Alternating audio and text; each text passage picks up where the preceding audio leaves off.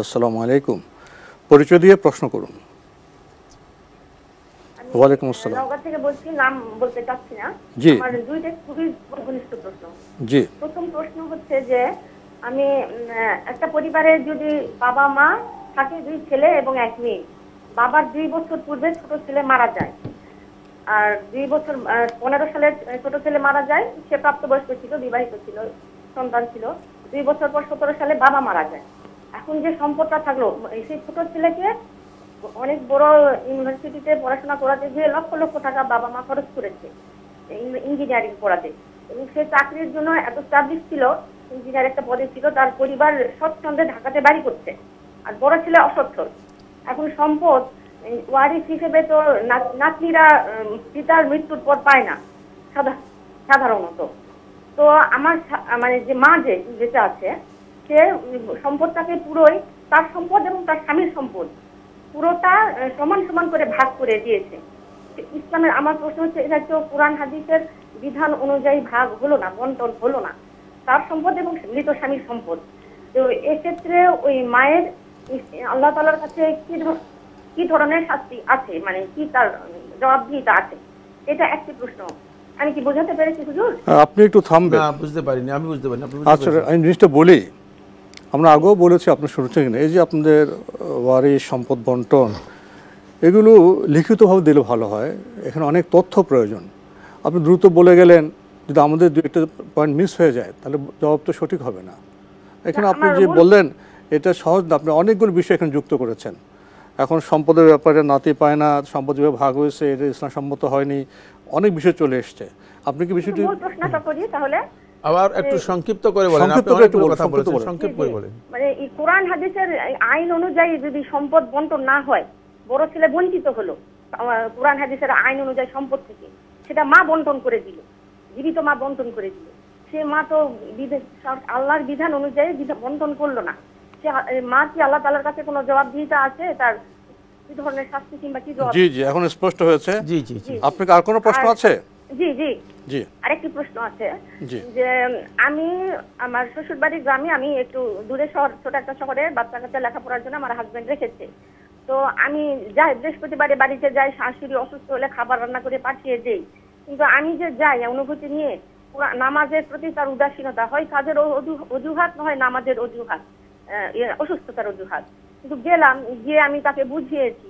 তারপরে সে দেখি যে আমি বলছি, আপনি তাড়াতাড়ি নামাজ পড়ে নেন, আমি রান্নাটা সেরে আপনার পড়া হলে আমি নামাজ পড়বো, আপনি একটু রান্নাটা দেখেন। সে বলে করতে চায় না। তারপরে অসুস্থ হলে আল্লাহকে ভয় করে না, ভালোবাসে না। আমি বলি, সে অসুস্থতার অজুহাত দিয়ে শুয়েই থাকে। কিন্তু এই যে তার প্রতি আমার একটা বলার পরে ভালোবাসা এবং শ্রদ্ধা কমে যাচ্ছে, আমি যদি তার কাছ থেকে অ্যাভয়েড করে বাড়িতে যাওয়াটা কমিয়ে দিই, এটা কি আমার ইসলামের শরিয়াতে কি কোনো কটূক্তি হবে কিনা? ধন্যবাদ আপনাকে। দ্বিতীয় প্রশ্নটা পেয়েছেন? হ্যাঁ, দ্বিতীয়টা পেয়েছি। প্রথমটা একটু বলুন। প্রথম যে প্রশ্নটা, সেটা আপনি যেটা বুঝাতে চেয়েছেন, অনেক কথা বলেছেন, কিন্তু মোদ্দা কথা যেটি, সেটা হচ্ছে যে একজন মা তার বড় ছেলেকে বঞ্চিত করে বাকিদেরকে তিনি তার সম্পদ এবং তার স্বামীর সম্পদ বন্টন করে দিয়েছেন।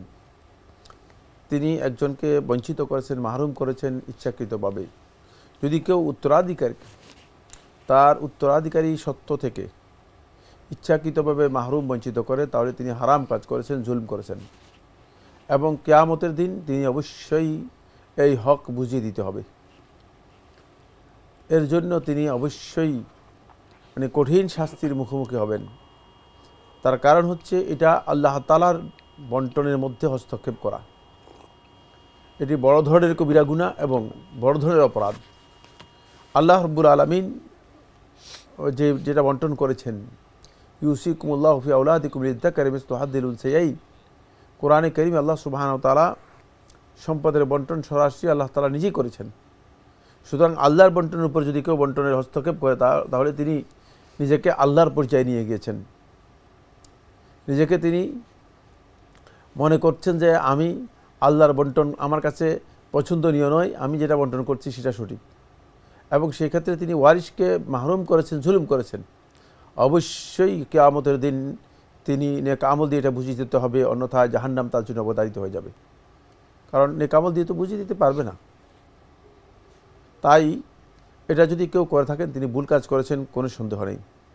2 নম্বর যে প্রশ্নটি করেছেন সেটা ভালো কাজ থেকে নিজেকে সরিয়ে নেওয়া ইচ্ছাকৃতভাবে, এটা কোনো ইমানদার ব্যক্তির কাজ নয়। এটা যাদের ইমানের মধ্যে ঘাটতি আছে অথবা যাদেরকে শয়তান বিভিন্নভাবে পরিচিত করছে তাদের কাজ।